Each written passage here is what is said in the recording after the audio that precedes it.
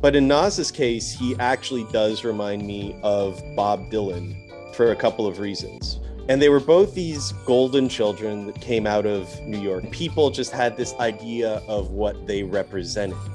It's like, oh, Nas is talking about this New York street shit in these really poetic terms, and he's giving us this real life autobiography that's also applicable to a whole generation. And with Bob Dylan, it was the same thing. He's like, oh, there's this folky guy on a guitar and he's singing these peace songs or whatever. And then they both go ahead and like totally reject that in a way where people are heartbroken from it. Dylan grabs an electric guitar, starts doing rock music. Nas starts doing, like at the time, what would have been jiggy.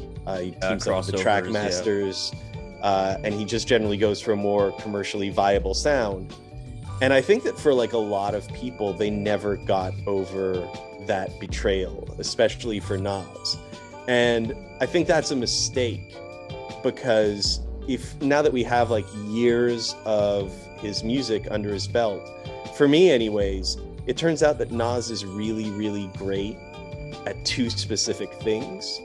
And we didn't really get that at the time.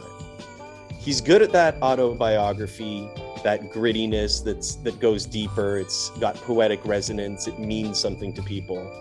But he's also really good at crime fiction.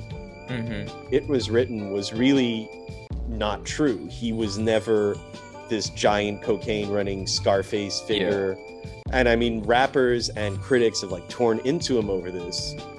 But it was a really good record. It's so good. But because people couldn't accept it, you have Nas kind of like getting defensive